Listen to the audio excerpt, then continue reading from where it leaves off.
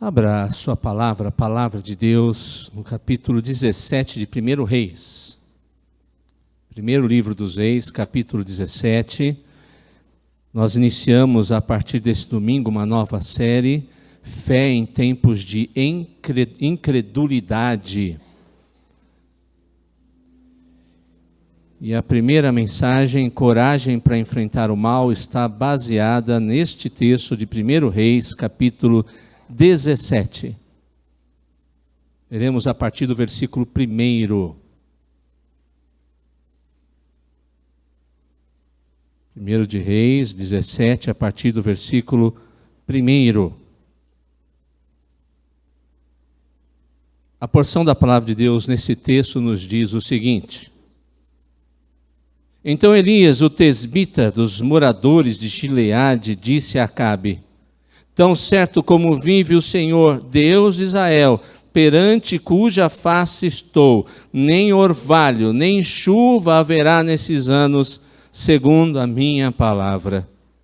Veio-lhe a palavra do Senhor, dizendo: Retira-te daqui, vai para a banda do Oriente, esconde-te junto à torrente de Querite, fronteira ao Jordão. Beberás da torrente, e ordenei aos corvos que ali mesmo te sustentem. Foi, pois, e fez segundo a palavra do Senhor, retirou-se e habitou junto à torrente de Querite, fronteira ao Jordão. Os corvos lhe traziam pela manhã pão e carne, como também pão e carne no anoitecer, e bebia da torrente.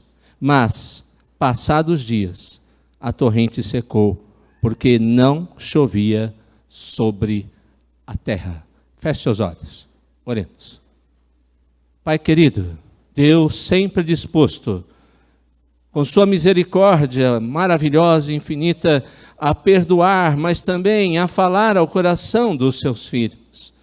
Nada merecemos das tuas mãos, mas reconhecemos que sem o Senhor nada somos, nada podemos fazer. E se o Senhor, com o teu poder, não falar por intermédio da sua palavra ao nosso coração, estaremos perdidos em nossos próprios caminhos, escolhas, pensamentos, em nosso, ó Deus, em nossa vida limitada, pobre.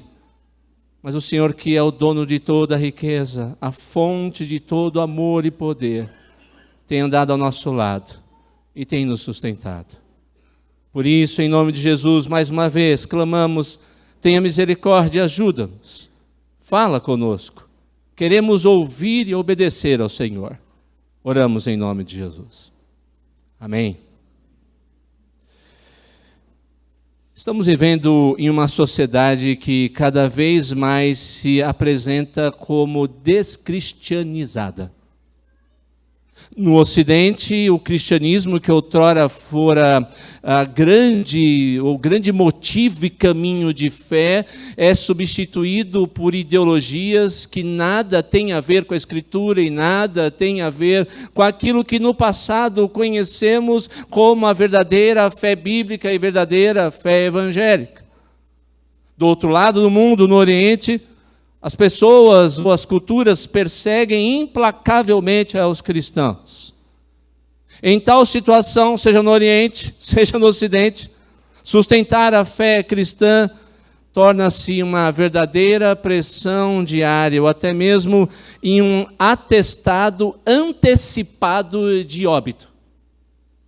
Alguns exemplos podem mostrar essa realidade do que o mundo tem se tornado, a arena perseguitória que o mundo tem se tornado e está se tornando e vai se tornar cada vez mais até a volta de Cristo para nós cristãos. Os Estados Unidos, país que há anos atrás era reconhecido por ser profundamente ligado aos valores cristãos, ainda há muito disso lá, mas não como outrora. Exemplo de profunda liberdade, a situação está mudando drasticamente para os nossos irmãos na fé. Depois que os atentados às Torres Gêmeas aconteceram, tão conhecidos por nós, depois na Rússia, ou lá na Rússia, terem sido feitos reféns 1.200 pessoas numa escola em 2004. Algumas escolas americanas começaram a simular atos de terrorismo e como professores e alunos deveriam enfrentar situações semelhantes a essas. Você poderia pensar que na simulação eles tinham terroristas extremamente ligados a algum tipo de fé que não a cristã, ou pessoas ligadas a algum partido ou ideologia política, mas pasmem. Em 2007, essa simulação foi feita na polícia da cidade de Burlington, onde os terroristas eram pais cristãos fundamentalistas que adotavam o ensino domiciliar.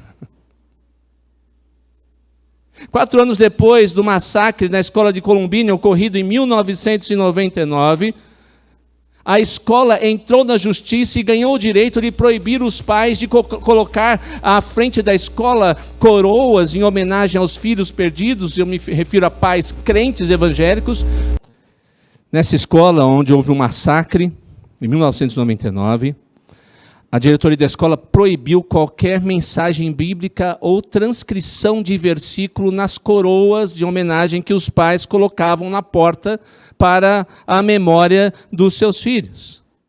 Um dos pais que insistiu em fazer isso, perdeu em todas as instâncias e foi proibido de colocar qualquer tipo de frase cristã naquele lugar. Em 2014, na cidade de Houston, no Texas, um estado normalmente conservador, a prefeita daquela cidade ordenou que os pastores submetessem os seus sermões a ela antes de pregarem, para que ela pudesse aprovar ou não a pregação deles, verificando se havia algum tipo de frase ou alguma mensagem homofóbica. No Oriente, como eu falava, a perseguição é ainda pior. Na China comunista, sim, ela continua sendo comunista politicamente, apesar de alguns quererem dizer que não, ela não é mais economicamente, mas politicamente ela continua sendo. Um advogado cristão que trabalhou muitos anos pelos direitos de cristãos que eram presos, levados para campos de concentração, Gao Xingsheng, ele foi preso. E não vale a pena aqui dizer os tipos de tortura a que esse homem foi submetido, e simplesmente ele desapareceu, sem que ninguém tenha qualquer notícia ou acesso à vida e à história desse homem. Na Arábia Saudita, uma menina chamada Fátima Al-Mutairi foi pressionada pela família depois que descobriram que ela tinha se tornado cristã, para que ela voltasse atrás. E não voltando atrás, seu pai cortou a sua língua e pessoalmente a queimou viva. No Brasil, a gente pode pensar, está lá longe, pastor. No Brasil, nessa semana, o CONAI receberá o Congresso receberá uma proposta do CONAI, Conselho Nacional de Educação, para os próximos 10 anos, aquilo que todas as escolas, não são só públicas, todas as escolas deverão obrigatoriamente ensinar. E entre os absurdos da proposta, eu não vou aqui me detalhar ela é muito longa, os absurdos são terríveis e enormes, a lista é enorme. Está um pedido em que se restrinja a divulgação ou a defesa da fé cristã, mesmo nas escolas chamadas confessionais, por exemplo, o nosso Mackenzie. Então, notem como o mundo está se tornando cada vez mais uma esfera hostil à fé cristã. Isso já seria suficiente lá fora para nos preocupar, mas quando falamos sobre essa realidade de impiedade ou de incredulidade, o mais grave é que, às vezes, nós vemos isso acontecendo dentro das nossas fileiras. Cada vez mais o mundo está entrando nas igrejas. Cada vez mais é comum a iniciação sexual antes do casamento entre os jovens chamados evangélicos no Brasil. Está se tornando comum. E jovem, fazer o quê? É assim mesmo. O uso de drogas tem se tornado também comum entre eles, sejam elas lícitas ou ilícitas. A bebida é vista livremente, muitas vezes, na mesa dos cristãos que não se importam, às vezes, em serem vistos até mesmo se embebedando. A pornografia é um vício que cresce nos lares e destrói a reputação, casamentos, a vida de muitos crentes. O culto tem se tornado cada vez mais num forte apelo sensual para a satisfação daqueles que vão adorar, ao invés de se preocupar com aquele que deve ser o centro da nossa adoração. As baladas são diversão comum nos fins de semana, e os que se dizem parte do povo de Deus, frequentando ambientes que eles sabem muito bem jamais seriam aprovados por Cristo. E quem ousa a falar alguma coisa contra, são taxados de retrógrados, antiquados, fundamentalistas, e às vezes são rapidamente tirados de cena para que não tenham que falar absolutamente nada a respeito dos seus pecados. E nesse contexto, queridos, nós somos chamados a nos posicionar. Somos chamados por Deus a manter a nossa fé firme, a fé para a qual fomos chamados e salvos. Você, como eu, se sente muitas vezes acuado pelo mundo no qual vive atualmente? Você acha que está sozinho e por isso não tem como fazer nada pelo reino de Deus? Você acha que a pressão é forte demais ao seu redor e que você não vai conseguir ficar firme de pé em sua posição de fidelidade a Deus? Hoje nós vamos falar sobre um homem que estava sozinho. Numa sociedade e num território, num lugar cuja cultura supostamente deveria ser ligada a Deus, a sua lei e à verdade da sua palavra. Um homem que lutou bravamente pela glória do Senhor. Um homem que manteve firme a sua fé. Para entender um pouco mais daquilo que a gente vai falar, é necessário a gente entender um pouco mais também do contexto do que estava acontecendo ali. Já não havia mais um único reino, havia agora um reino no norte com 10 tribos e um reino no sul com 2 tribos. E esse contexto do capítulo 17 do ministério de Elias ocorre principalmente no reino do norte, no reino de Israel. Vários reis tinham passado por aquele lugar. Se você puder fazer, se já não fez esse exercício, de ler a história de reis, de crônicas, vai perceber que no reino de Judá havia uma variação entre os reis. De alguns era dito, ele fez o que era reto diante do Senhor, e outros reis fez o que não era reto diante do Senhor, pior do que aqueles reis de Israel. Essa é uma tônica de Judá, mas quando se narra a história dos reis de Israel no reino do norte, não teve um que prestasse, não tinha um que se salvasse. A coisa só foi piorando. E a narrativa vai falando, fez o que era mal diante do Senhor, fez o que era mal, e veio outro, fez o que era mal diante do Senhor. Todos eram assim. Até que nós chegamos à história do rei chamado Acabe. Para fazer uma simples aliança política, ele se casou com uma mulher chamada Jezabel, que virou um sinônimo de uma mulher que está levando as pessoas à bruxaria, à feitiçaria, distante de Deus, porque muito possivelmente ela era assim, e juntou a fome com a vontade de comer. Acabe era um homem fraquíssimo, sem personalidade nenhuma, não tinha peito para tomar decisões. Quando alguém se contrapunha a ele, ele ia para a cama, ficava deprimido e chorava. E Jezabel tomava as rédeas da liderança do palácio e da vida da sua família. É o pior resultado que poderia existir. E aquela mulher, então, com um rei fraco, distante do Senhor, traz para Israel uma cultura de um culto a Baal e a deusa Astarote. Era muito comum nas culturas cananeias, religiões daquela região, você ter pares, homem e mulher de deuses. Eu não vou me deter muito aqui, mas resumindo a história que nos fala sobre o surgimento da divindade chamada Baal, diz que havia um rei maioral que se chamava El. Ele tinha deportado Baal. Então Baal um dia consegue voltar, destrói El, assume agora como a maior divindade do panteão cananeu e toma como esposa Astarote.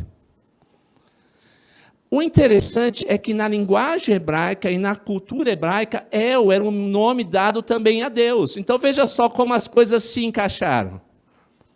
Um povo está distante de Deus, onde o culto ao Senhor já tinha sido deixado de lado há muito tempo. Há uma sombra, uma lembrança do que Deus era.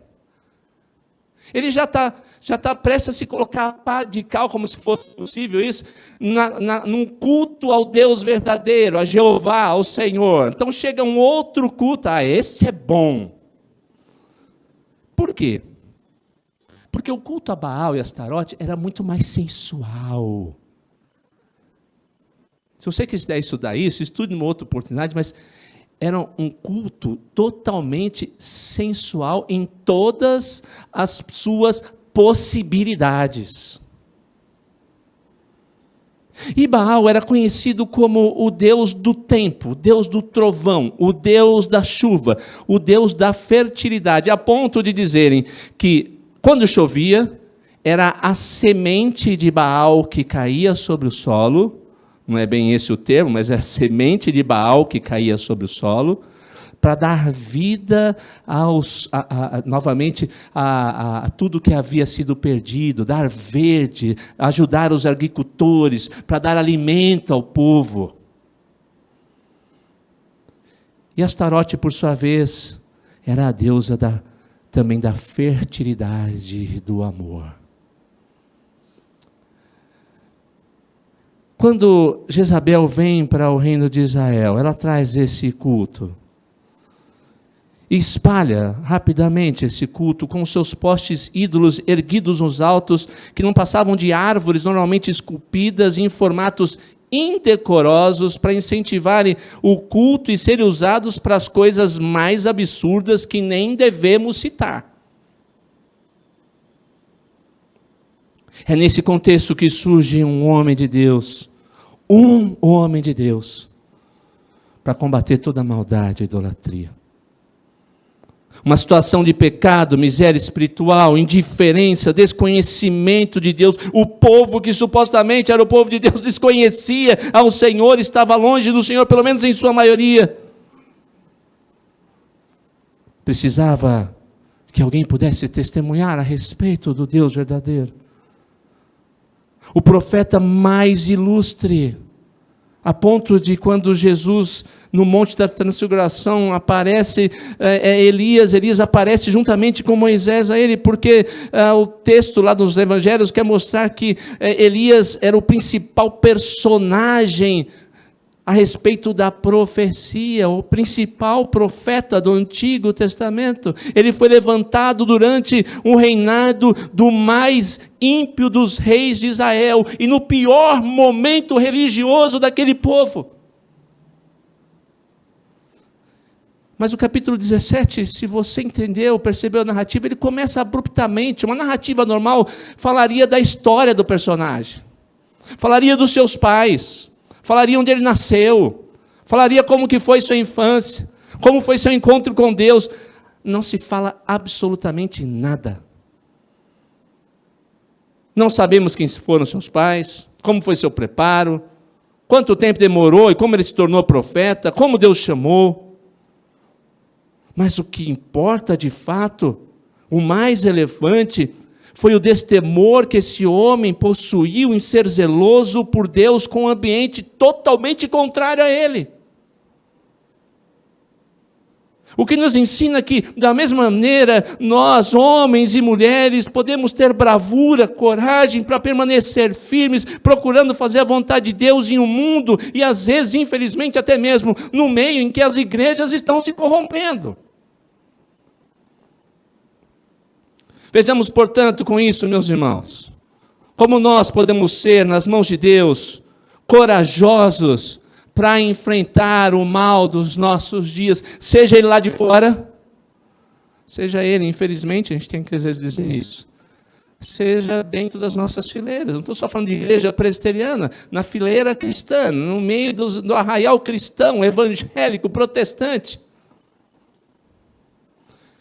E para que isso aconteça, para que eu e você possamos ser corajosos por Deus, intrépidos pela palavra de Deus, corajosos para Jesus Cristo e sua palavra, nós temos que, em primeiro lugar, ter uma verdadeira vida de oração. Elias era um homem da região montanhosa de Gileade. Não sabemos ao certo onde fica a cidade de Tesbe ou Tisbe, ele é um tisbita, não sabemos a sua região de origem.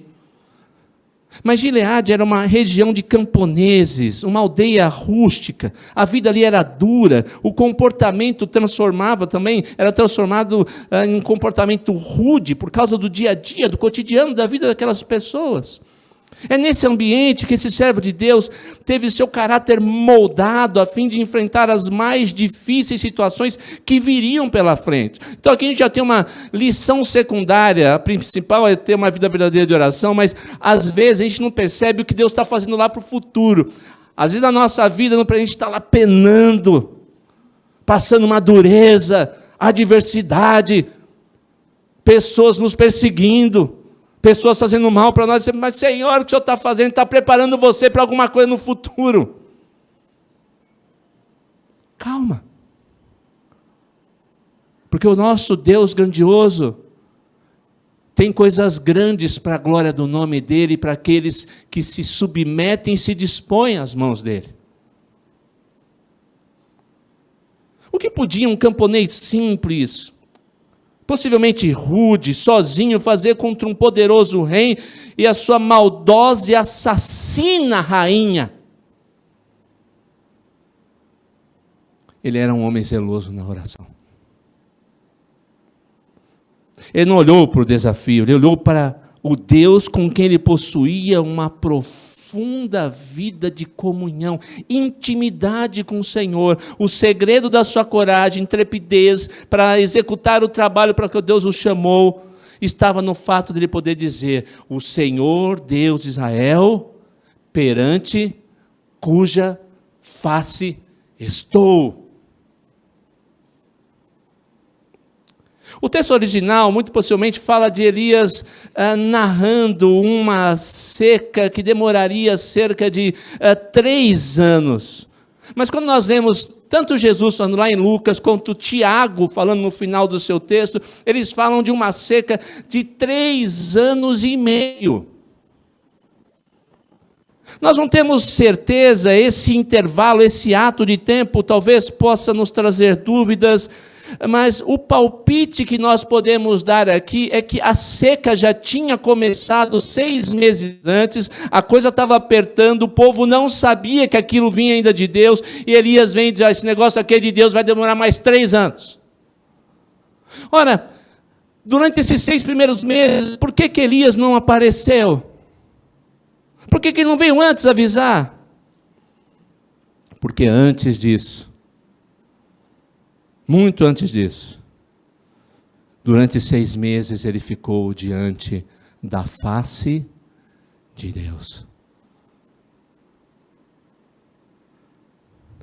Ele tinha comunhão com o Senhor, aquele que estava vivo em seu ministério, e o tornou ousado para a obra para a qual ele foi chamado. Ele possuía o conhecimento da presença divina em sua vida, ele tinha a experiência de que o Senhor é bondoso, e se o Senhor Todo-Poderoso estava com ele como profeta, o que ele poderia ou deveria temer? Nenhum tirano, nenhuma mulher assassina poderiam trazer temor a um homem que durante 6 meses estava diante da face do Senhor. Um mundo e uma igreja nos quais a corrupção e o pecado se instalam com profunda força e vigor, só podem e só poderão ser vencidos por pessoas que entendem a importância singular de estarem de joelhos dobrados diante da face e na presença do Senhor. 6 meses ininterruptos de oração. Antes de fazer sua obra, ele sabia que ele não conseguiria fazer nada sozinho, mas ele sabia que precisava do poder do alto, dos céus, do poder do Senhor. Sem oração, queridos, nenhum planejamento será colocado em prática, nenhum objetivo será atingido, nenhum ministério poderá ser bem-sucedido, nenhuma igreja crescerá e se manterá de pé. É com oração que começa, é com oração que termina. Os grandes homens e mulheres de Deus na história, que lutaram o bom combate e foram vitoriosos, eram, antes de tudo, homens e mulheres de profunda oração, de profunda comunhão com Deus. Eis aqui a grande razão de talvez a igreja, às vezes, hoje ser tão fraca, tão covarde, tão indiferente com as coisas de Deus e para com uma vida de santidade corajosa. Nós somos um povo, às vezes, pragmático, que acha que sua própria força vai alcançar todas as coisas, quando, na verdade, ao orar, aprendemos a ver quem somos em nossa limitação e quem é Deus em seu infinito poder, grandeza, força. Você pode ser uma pessoa de coragem se tiver profunda comunhão e vida de oração com o Senhor. Desafie-se a ter uma profunda e constante vida de oração, colocando-se nas mãos de Deus. Ter uma verdadeira vida de oração é o primeiro passo para que possamos ter coragem para enfrentar o mal que nos rodeia. Mas, em segundo lugar, é necessário que tenhamos um conhecimento relevante a respeito de Deus.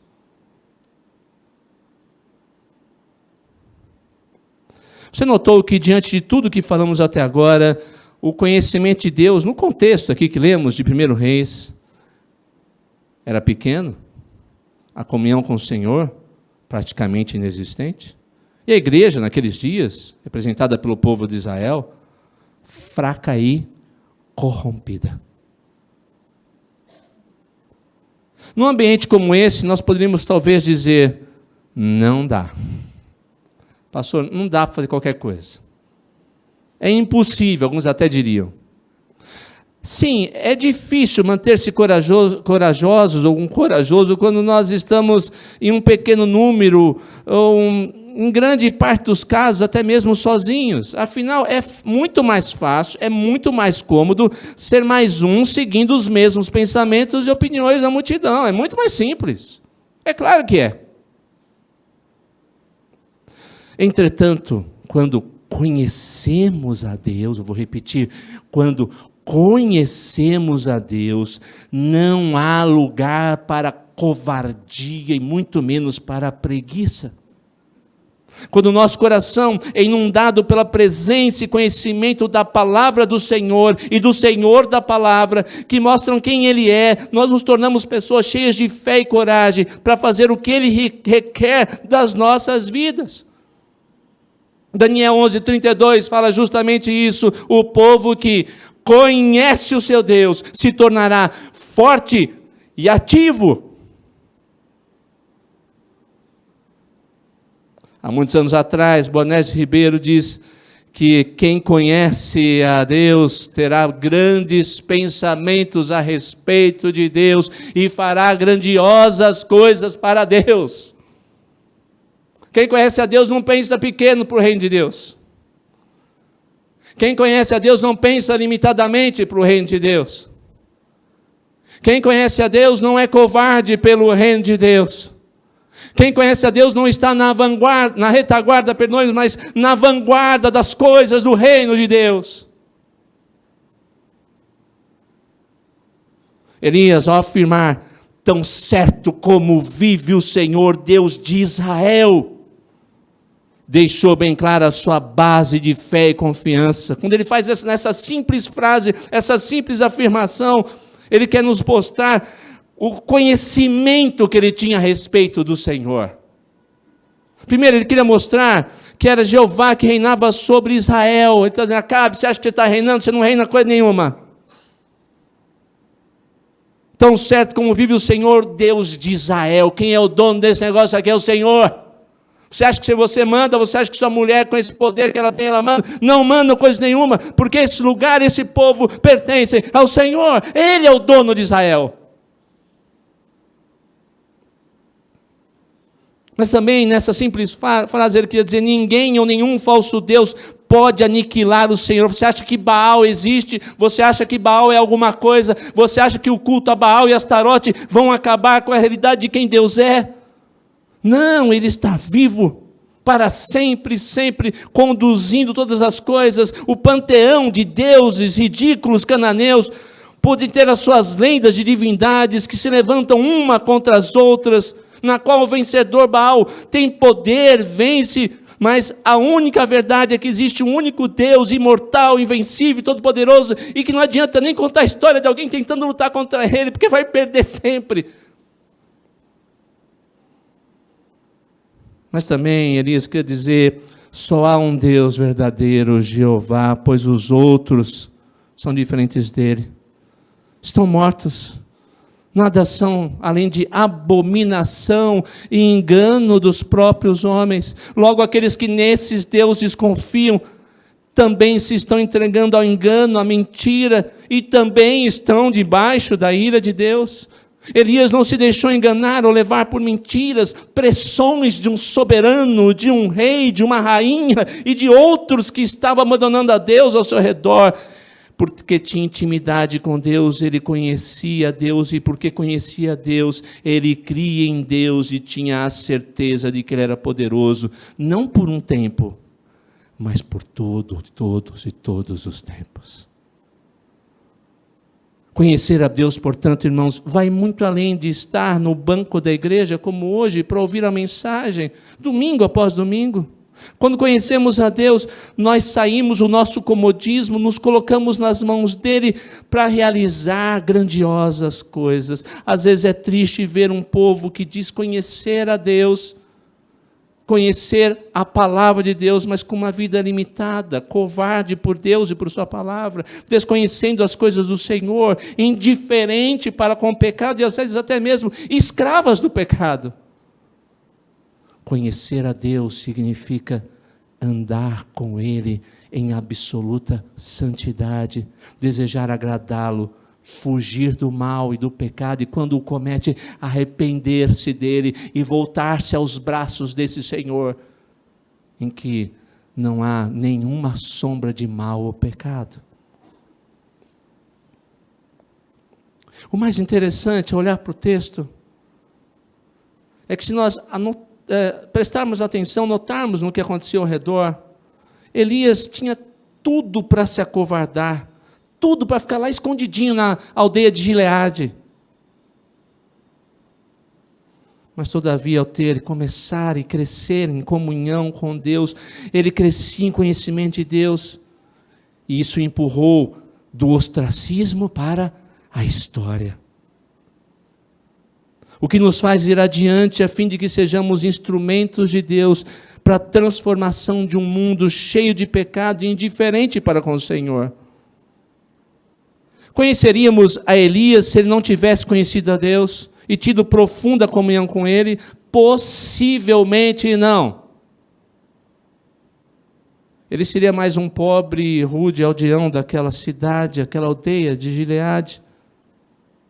No entanto, um dia ele se levantou e olha que interessante, Elias não é conhecido porque é de Gileade, mas Gileade é conhecida por causa de Elias. Já pensou você se tornar uma referência? Já pensou um dia as pessoas dizerem assim: olha, eu sou da igreja Presbiteriana de Suzano, olha, não conheço, mas eu conheço aquele homem de Deus que está lá, aquela mulher de Deus que está lá, aquele grupo de Deus que está lá.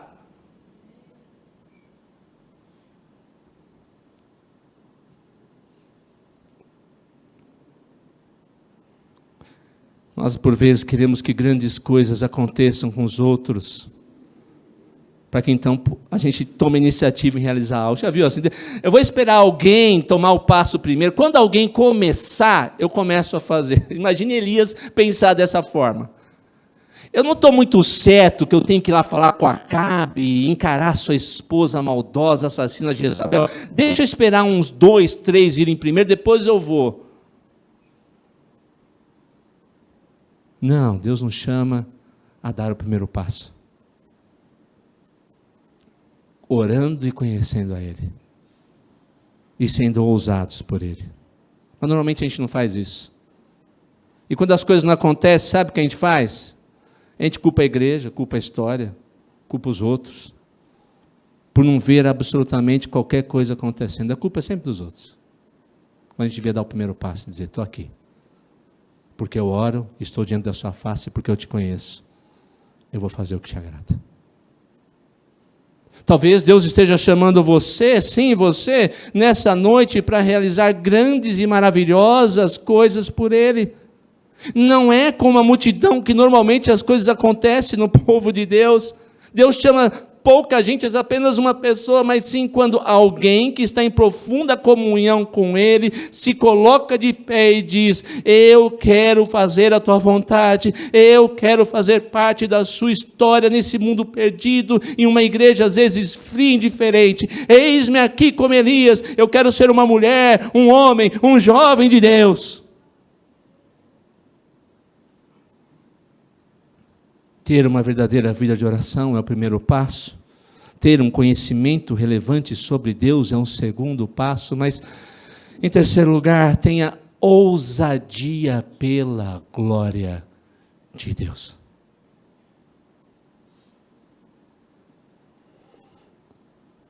Nós podemos ver, então, esse motivo da grandiosidade do ministério de Elias nesse árduo e difícil trabalho. Ele tinha ousadia pela glória do Senhor. O profeta se colocou com um vívido testemunho do Deus vivo. O seu próprio nome já era um testemunho disso. Elias significa Jeová é Deus, ou então Jeová é o meu Deus. Só o pronunciar do nome daquele profeta já era um testemunho vivo e um tapa na cara daquele rei, daquela rainha e do povo que tinha abandonado o Senhor. E ao mesmo tempo, desmistificava qualquer tipo de possibilidade de adoração a um Deus falso chamado Baal. Sim, o mal às vezes parece prevalecer sobre nós. Parece que estamos sozinhos com os nossos valores, com a nossa crença, com a nossa fé. Porém, Deus sempre, presta atenção nesta palavra, única palavra, sempre dará testemunho de si mesmo e levantará pessoas para realizar esses feitos, para que sejam ousadas e usadas por Ele. Nenhuma corrupção, nenhuma perseguição, nenhuma maldade poderão destruí-lo, impedir que haja testemunho do Senhor entre os homens. Precisamos, portanto, de pessoas mais arrojadas por Deus, pessoas que têm grande visão do reino do Senhor e do serviço que pode ser realizado por Ele, para Ele. No reino de Deus é necessário certo, até mesmo desejo pelo risco. Quem pensa grande para a glória de Deus terá nas mãos dele grandes coisas, verá grandes coisas serem realizadas. Precisamos assim ser um povo destemido que olha adiante, pense e trabalha com vigor e poderosamente com o intuito único de ver a glória de Deus sendo conhecida em nosso bairro, em nossa rua, em nossa cidade, em todos os cantos do mundo. Por isso a mensagem de Elias era, na verdade, desagradável, arriscada. Deus falou, tem um trabalho para você, Elias, qual que é? Você vai lá na cara do rei e vai repreendê-lo. E também vai repreender aquela maldosa esposa com a qual ele resolveu se casar e que trouxe esse terrível culto no meio do meu povo. Essa mulher que mandou assassinar os meus profetas. Logo, consequentemente, aprendemos que nem sempre ser um servo, uma serva de Deus, é algo aparentemente atraente. Porque quem manda e dá a missão é o Senhor, não é você. A gente quer aquele trabalho facinho, né? Pode ser aquele trabalho facinho, Senhor? Que não vai dar dor de cabeça, que não vai trazer discussão, ninguém vai ficar perguntando sobre por que eu creio em Jesus, sobre Bíblia. Não dá para ser o Senhor. Não. É o trabalho que eu quero que você faça, que você vai fazer.